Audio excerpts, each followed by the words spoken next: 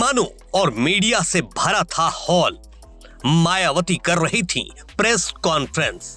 अचानक धुआं उठा, निकली चिंगारी। धुआं देखते ही हॉल में मची खलबली। ये तस्वीरें लखनऊ बसपा कार्यालय के उसी हॉल की है जहां बैठकर मायावती अपने जन्मदिन के मौके पर प्रेस कॉन्फ्रेंस कर रही थी। कुछ देर तक सब कुछ सामान्य था, लेकिन अचानक हॉल में धुआं सा दिखाई देने लगा। फॉल्स सीलिंग से चिंगारी भी निकलने लगी। पल भर में ही हॉल के अंदर बैठे लोगों के बीच खलबली मची।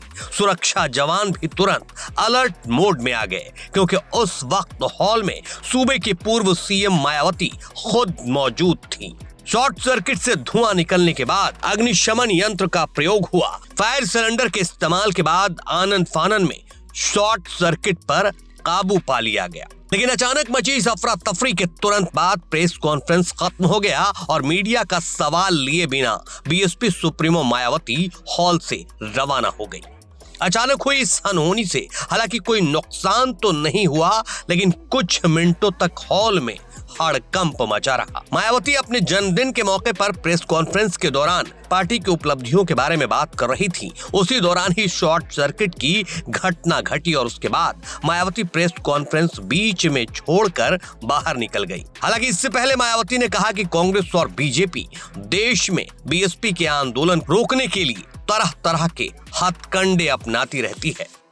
मैं मीडिया के माध्यम से पार्टी के लोगों को सावधानी के तौर पर यह बताना जरूरी समझती हूँ कि देश में पार्टी की मूवमेंट को आगे बढ़ने से रोकने व कमजोर करने के लिए पिछले कुछ वर्षों से यहाँ कांग्रेस, बीजेपी व अन्य जातिवादी पार्टियाँ आए दिन किस्म किस्म के साम दाम दंड भेद आदि अनेकों हथकंडे इस्तेमाल करती रहती हैं, जिनका सही व समय से मुंह तोड़ जवाब देकर वे हर प्रकार की सावधानी बरतते हुए ही अपनी पार्टी के लोगों को पूरे देश में बीएसपी को हर स्तर पर मजबूत बनाना है।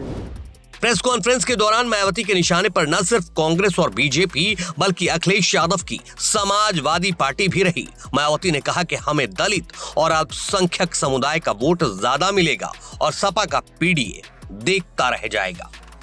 प्रकार से यहाँ बीएसपी का चारों बार का रहा शासनकाल हर मामले में काफी बेहतरीन शासनकाल रहा है, जिसे प्रदेश व आम जनहित में फिर से सत्ता में लाना बहुत जरूरी है, क्योंकि अब यूपी में कांग्रेस व सपा की रही सरकार की तरह वर्तमान में बीजेपी की चल रही सरकार में भी यहाँ की आम जनता व विशेषकर दलित एवं अन्य उपेक्षित वर्गों के लोग हर स्तर पर काफी ज्यादा दुखी व परेशान हैं।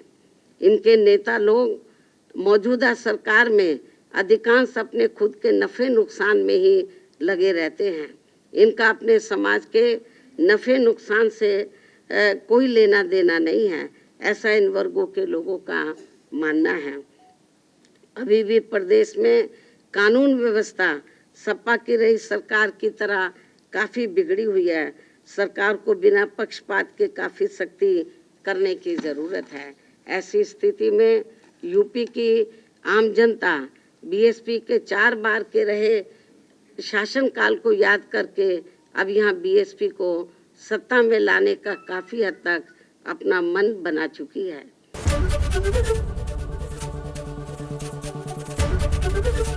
एबीपी गंगा, खबर आपकी, जुबान आपकी।